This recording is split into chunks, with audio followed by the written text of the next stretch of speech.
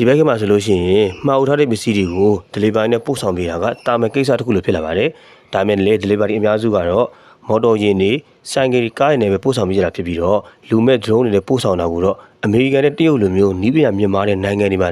တွေ့ရပါတယ်။ကျွန်တော်ဒီနေ့မှာတော့အမေရိကန်နိုင်ငံကနေပြီးတော့လူမဲ့ drone တွေနဲ့ပစ္စည်းပို့ဆောင်ပေးတဲ့စနစ်တစ်ခုအကြောင်းကိုတင်ဆက်ပေးချင်ပါတယ်။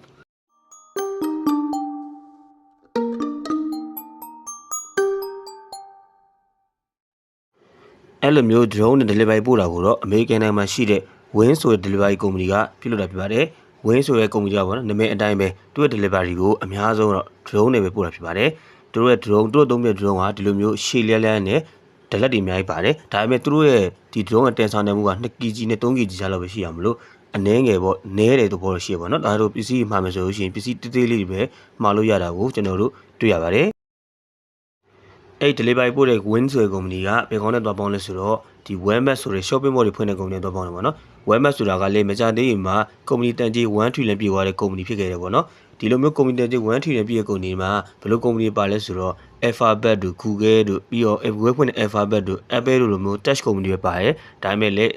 Walmart ကဒီကုမ္ပဏီစနစ်ပါခဲ့တဲ့ပထမဦးဆုံးတော့ touch ကုမ္ပဏီမဟုတ်တဲ့ technology ကုမ္ပဏီမဟုတ်တဲ့ကုမ္ပဏီခုဖြစ်ခဲ့တယ်ပေါ့နော်။အဲ့ဒီ Walmart နဲ့တော့ပေါင်းပြီးတော့ဒီ delivery service ပို့တယ်ဘယ်လိုပို့လဲဆိုတော့သူကပစ္စည်းမှာကြည့်လို့ရှိရင်ဒီ Wing application ကနေပစ္စည်းကိုမှားတယ်အဲ့ Wing ကနေပြီးသူက Walmart မှာရှိတဲ့ပစ္စည်းကိုသွားယူ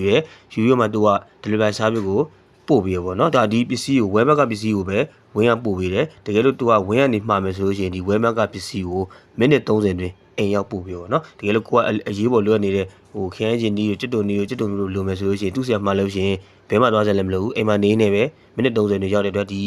လိုမှားနေရမှာလေသူကလုံလဲအများကြီးမခံနိုင်တဲ့အတွက်ဒီလိုဟင်းချက်ပစ္စည်းတွေနေ့စဉ်သုံးပစ္စည်းမှားရတာပိုအဆင်ပြေလို့လေဒီအမေရိကန်မှာအသုံးပြုသူချို့ကတော့မှတ်ချက်ပေးတာပေါ့နော်ဟုတ်ကဲ့ပါကျွန်တော်ဒီနေ့မှာတော့ဒီအမေရိကန်မှာလုံးပြုတ်လို့နေ drone service တွေတခုအကြောင်းကိုကျွန်တော်တင်ဆက်ပေးခဲ့ဖြစ်ပါတယ်ကျွန်တော်ဗီဒီယိုတွေဆုံးဖြတ်ရှိပဲအားလုံးကျေးဇူးတင်ပါတယ်မြတ်နောက်တဲ့ဗီဒီယိုမှာ